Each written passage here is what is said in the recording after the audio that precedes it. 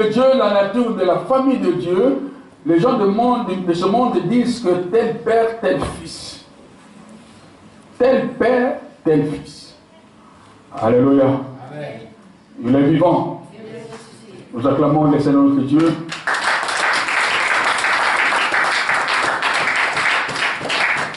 Amen. Amen. Tel père, tel fils. La fois dernière, je vous avais dit que dans la nature de Dieu, nous faisons partie de la race de Dieu. Nous faisons partie de la race de Dieu. Si nous parlons de la race, nous avons la race de Dieu, nous avons de l'autre côté la race du diable. Nous avons deux races. Dans le cadre spirituel, nous avons la race de Dieu et nous avons la race du diable. Nous, en tant que fils de Dieu, nous avons la nature de Dieu. Dans la nature de Dieu, nous sommes la race de Dieu. Amen. Amen. Nous allons rapidement lire deux passages dans la Bible. Nous lisons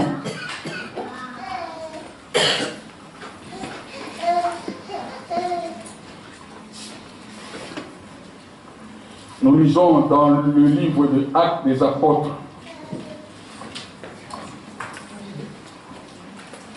Actes des Apôtres, chapitre 17, versets 28 à 29. Actes des Apôtres, chapitre 17, versets 28 à 29. Je demanderai à une personne de lire très fort. 1 Pierre, chapitre 2, verset 9. Actes, chapitre 17, verset 28 à 29. Car en lui, nous avons la vie, le mouvement et l'être.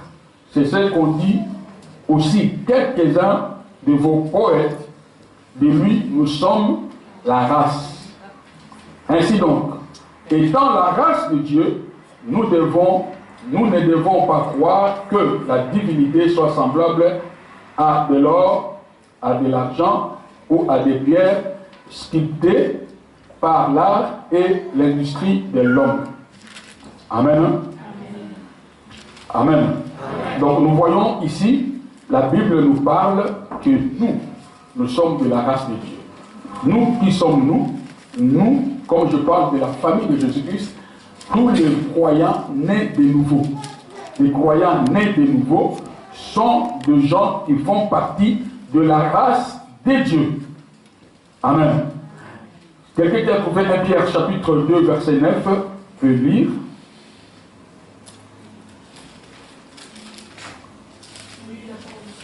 Amen. Vous, au contraire, vous êtes une race élue, un sacerdoce royal, une nation sainte, un peuple acquis, afin que vous annonciez les vertus de celui qui vous a appelé des ténèbres à son admirable. Amen. Amen. Alléluia. Amen. Merci mon frère pour ta lecture. Vous, au contraire, vous êtes une race élue. Nous sommes une race élue. Un sacerdoce royal. Nous sommes un sacerdoce royal. Une nation sainte. Nous sommes une nation sainte. Un peuple acquis. Afin que vous annonciez les vertus de celui qui vous a appelé des ténèbres à son admirable lumière. Donc Dieu nous a élus. Parce que nous faisons partie, comme Dieu nous a élus, nous faisons partie de sa race. Nous faisons partie de sa race. Nous sommes une nation sainte. Nous sommes un peuple de Dieu.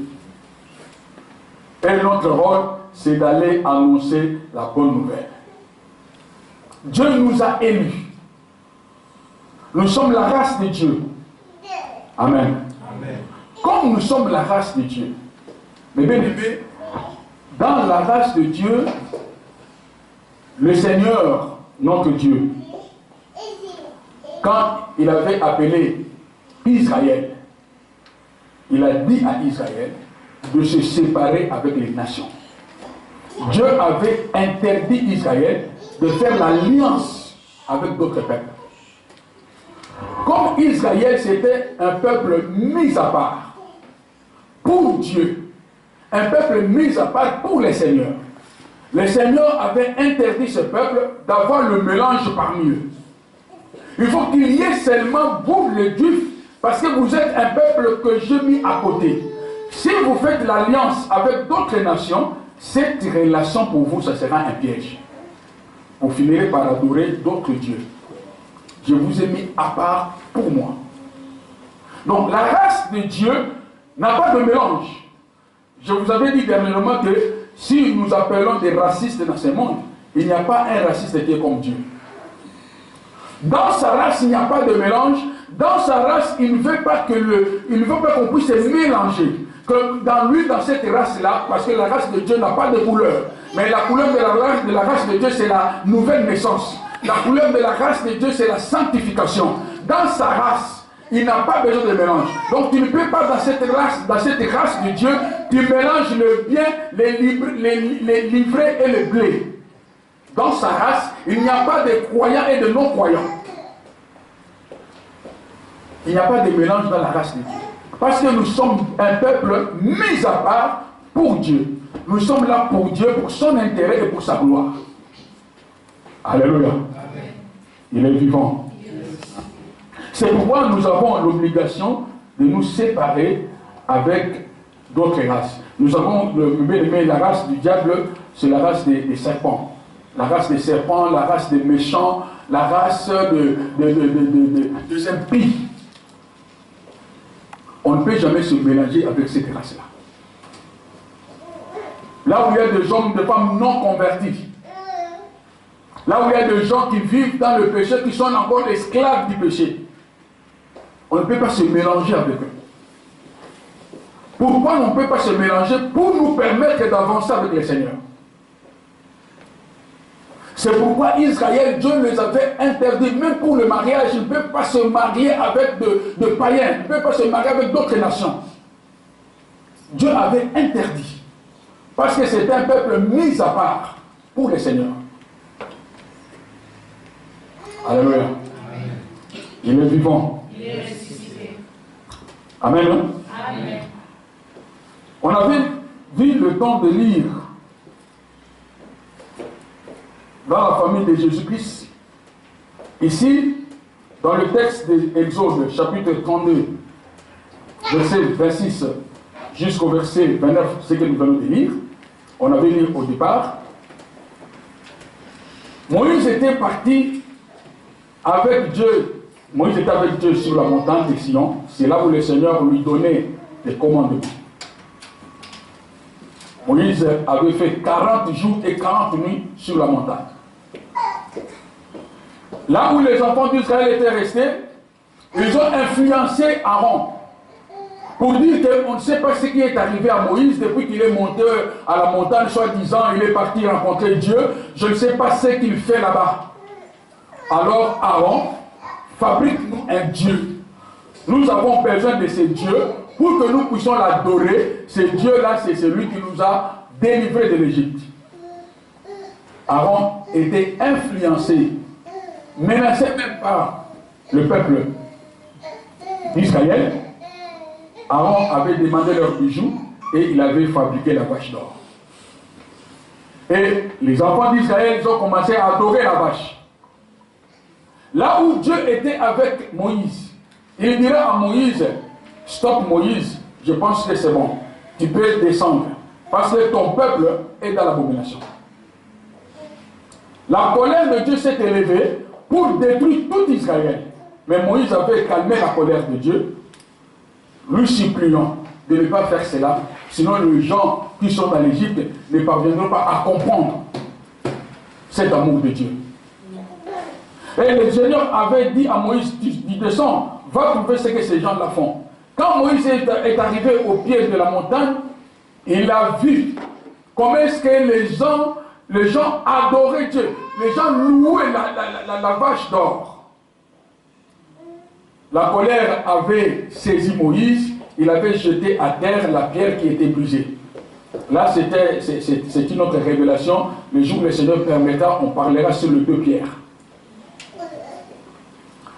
Quand Moïse s'est présenté devant la vache, il met ça dans le feu. Il était tellement en colère que ce n'est pas possible. Il pose la question à Aaron, qu'est-ce que tu as fait?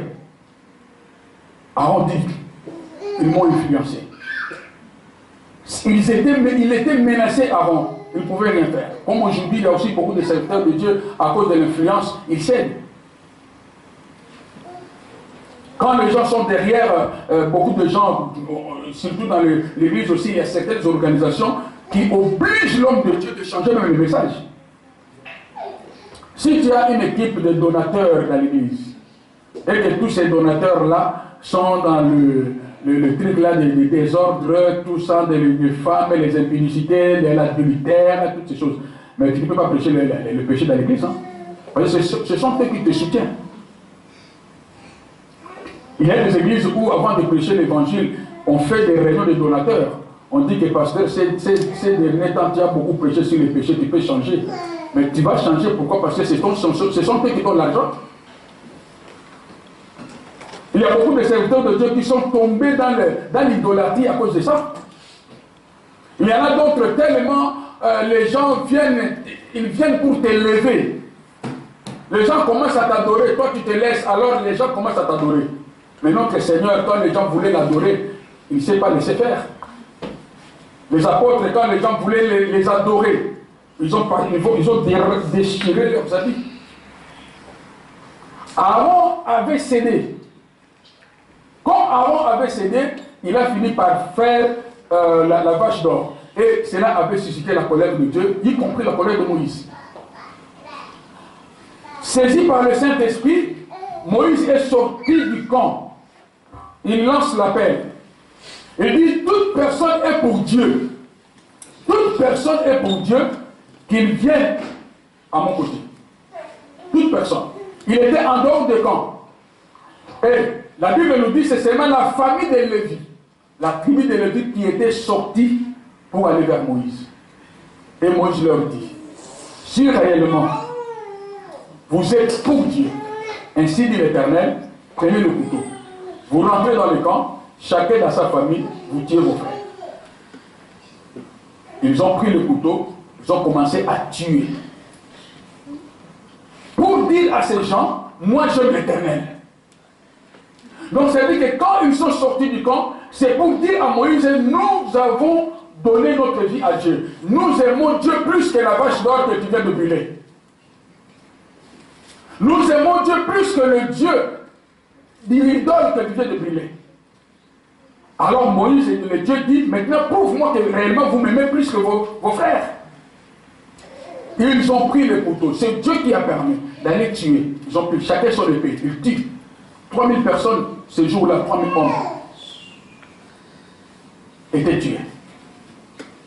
Et ce qui est important, le verset 29 dit, Moïse dit, consacrez-vous aujourd'hui à l'Éternel. Donc après avoir tué ces gens, Moïse dit, consacrez-vous maintenant aujourd'hui à l'Éternel, même en sacrifiant votre fils et votre frère, afin qu'il vous accorde aujourd'hui une bénédiction.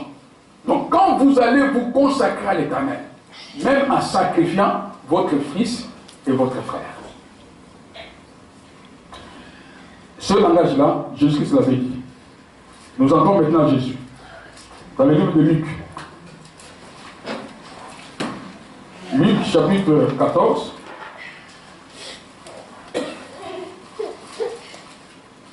Verset 25 à 28. Luc 14, 25 à 28.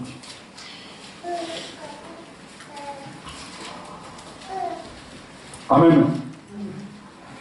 De grandes foules faisaient route avec Jésus. Comme Jésus avait l'habitude de marcher, il y avait une grande foule qui faisait route avec lui. Il se retourna et leur dit, Jésus se retourna vers la foule et leur dit, si quelqu'un vient à moi, sans me préférer à son père, à sa mère, à sa femme, à ses enfants, à ses frères et à ses sœurs, et même à sa propre vie, il ne peut être mon disciple. Et quiconque ne porte sa croix et ne me suit pas, ne peut être mon disciple. Amen. Amen. Dans d'autres versions, dit que si quelqu'un n'haït pas son frère, haïr son frère, haïr sa soeur, haïr ses frères, il n'est pas dit d'être le disciple. Mais bien aimé, je vous avais dit que Dieu ne marche pas avec la foule. Jésus-Christ est partout où la foule la suivait. Partout où la foule la suivait, Jésus-Christ avait toujours un mot à adresser à la foule. Notre Dieu n'est pas dans la foule. C'est pourquoi la Bible dit que la porte qui va nous conduire vers le ciel, c'est une porte étroite. Dieu n'est pas dans la foule, mais Dieu est dans un cœur. Il est dans un cœur sincère devant lui. Dieu, il est dans ce cœur qui est obéissant. Dieu n'est pas dans la foule. Quand les gens suivent Jésus-Christ dans la foule, Jésus-Christ se méfie de la foule. La Bible dit quelque part que Jésus-Christ se méfiait de la foule parce qu'il connaissait qui est l'homme. Jésus-Christ savait cette foule qui est derrière moi, qui est en train de m'acclamer, fils de Dieu, Hosanna, fils de Dieu. Ce sont les mêmes bouches qui seront influencées par les pharisiens pour dire que crucifiez-le. C'était le même bouche. Connaissant le cœur de l'homme, la Bible dit que Jésus-Christ s'est méfié à la foule. La Bible dit que la foule qui avait cru en Jésus, Jésus-Christ se tournant vers la foule qui avait cru en Jésus, il dit que si vraiment vous gardez mes commandements, c'est alors que vous serez mes disciples. Donc cela veut dire que Jésus-Christ n'est pas dans la foule. Jésus-Christ n'est pas dans la croyance de sentiment de mouvement. Mais Jésus-Christ est dans le cœur qui accomplit. Alléluia. C'est pourquoi il dira à la foule, celui qui veut me suivre, c'est la foule qui suivait déjà Jésus. Mais il dit maintenant, celui qui veut me suivre, qu'il puisse haïr son père, qu'il puisse haïr ses frères, qu'il puisse haïr sa mère, qu'il puisse haïr ses soeurs. Donc cela veut dire que Jésus-Christ voulait dire que tu ne peux pas m'aimer en même temps aimer ton père. Si tu es en train de suivre Jésus avec l'amour de tes parents, c'est l'amour de tes parents qui va combattre la relation que tu as avec Jésus. C'est pourquoi je vous avais dit que toutes les relations, des relations amicales, relations biologiques, relations sentimentales, charnelles, païennes, toutes les relations, si ces relations-là existent dans l'Église, l'Église de Dieu devient malade. L'œuvre de Dieu ne peut pas marcher. L'œuvre de Dieu ne peut pas aller de l'avant. Les gens qui seront là ne seront que là pour les intérêts des uns des autres. Ça ne sera pas pour l'intérêt de Dieu. Je ne vais pas revenir là-dessus parce qu'on avait eu le temps de parler. Mais Moïse avait dit quelque chose. C'est lui qui est pour Dieu, qu'il prend l'épée, qu'il tue son frère. Or, la Bible nous dit, la parole de Dieu est l'épée de l'esprit. Cela veut dire quoi aujourd'hui? Si tu aimes Dieu et que tu vois ton frère dans le péché, tu ne peux pas aller l'encourager dans le mal. Tu prends l'épée de la parole de Dieu. Tu vas dire la vérité à ton frère. Si réellement tu aimes Dieu, tu ne peux pas laisser ton frère tourner dans le mal et que toi tu approches, tu commences à l'encourager dans le mal. Mais prends la parole, si réellement tu aimes Dieu, pour que tu puisses te consacrer, pour que tu puisses te donner à Dieu, il faut que ton épée tue ton frère. C'est pourquoi je vous avais dit que la camaraderie détruit l'œuvre de Dieu. Si nous sommes des camarades et qu'on n'arrive pas à nous tuer les uns les autres par l'épée de la parole, c'est l'œuvre de Dieu qui est en danger. Et la porte du royaume de Dieu est fermée pour nous. C'est pourquoi Jésus-Christ dit qu'avant de me suivre, il faut commencer à haïr. Cela veut dire quoi? Cela ne veut pas dire que nous devons haïr nos frères d'une façon physique. Non. C'est dans le cadre de la relation avec Dieu. Dans le cadre de la relation avec Dieu, comme l'apôtre Paul a dit, rien ne pourra me séparer de l'amour du Seigneur. Rien ne pourra me séparer. Donc si toi, mon père, tu veux me séparer de l'amour du Seigneur, alors mon choix est clair. Je vais aimer Dieu plus que toi. Si toi, ma soeur, tu veux me séparer avec Dieu, le choix est clair, parce que je vais rompre ta relation, parce que je ne vais pas rompre la relation avec mon Dieu à cause de toi. Beaucoup de gens aujourd'hui, mes bien-aimés, ils préfèrent mieux satisfaire leur relation que satisfaire Dieu.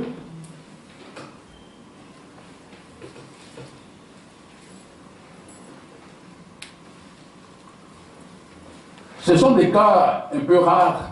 Ce sont des cas rares. Il y en a, mais ce sont des cas rares.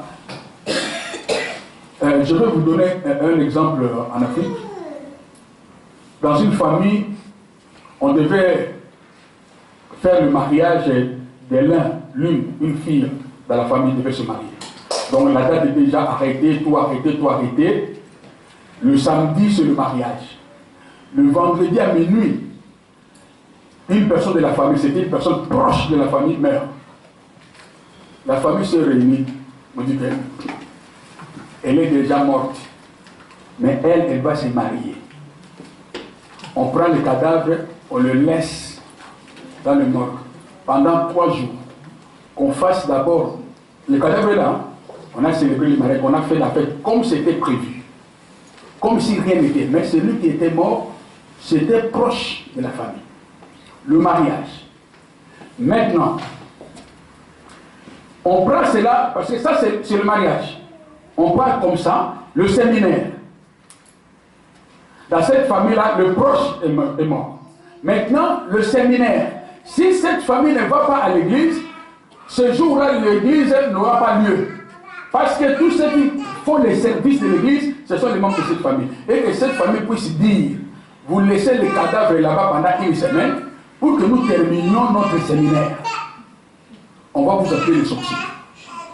Mais pour les mariages, c'est passable.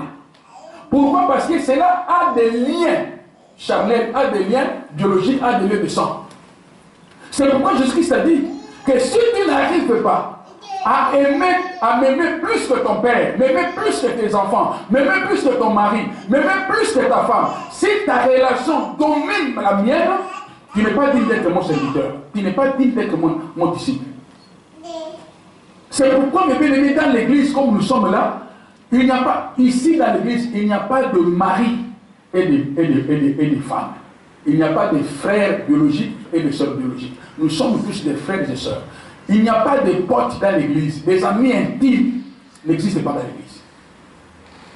Si nous avons un ami dans l'église, la Bible dit, un seul ami que nous avons dans l'église, son nom c'est Jésus-Christ. Et nous tous, nous sommes liés à cet amour-là. C'est l'amour de Jésus-Christ qui nous unit. Si nous sommes unis de l'amour de Jésus, c'est cet amour qui va mettre l'équilibre dans l'église. C'est pourquoi, mes bien-aimés, nous avons l'obligation de nous séparer avec les anciens, les relations charnelles, les relations amicales, les relations biologiques. Il faut se séparer pour que les choses marchent dans l'amour dans l'église. Et la gloire de Dieu descendra. Dieu dit, c'est alors qu'il y aura la bénédiction. Alléluia. Amen.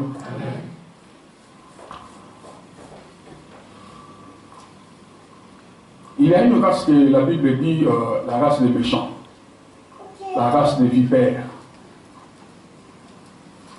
Jean-Baptiste avait dit que race des vipères, parce que la race des vipères, c'est une personne qui ne peut jamais se convertir.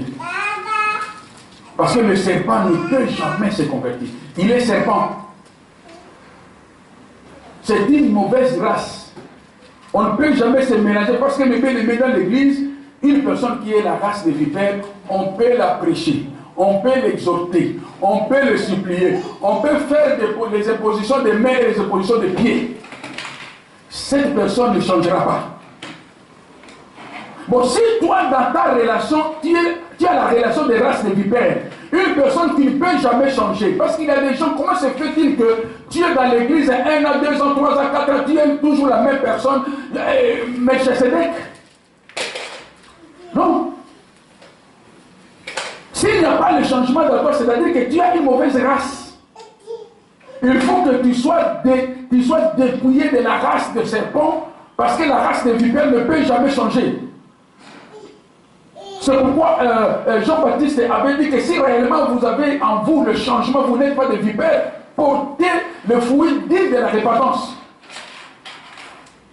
S'il n'y a pas le changement dans la vie, mes bien-aimés, alors en toi il y a la race, il y a la nature du diable, la race des vipères, la race des serpents, la race des méchants. Mais un enfant de Dieu, comme je vous avais dit dernièrement, qui a la sémence de Dieu, en lui, il faut qu'il y ait le changement. Amen. Et la bénédiction de Dieu, mes bien-aimés, est derrière. Si nous avons cette race de Dieu, nous verrons la gloire de Dieu. Amen. Dans la nature de Dieu, là où je viens de parler de la race, je vais parler d'une autre chose. Dans le livre d'Éphésiens. Philippiens, pardon. Livre de Philippiens, chapitre 5.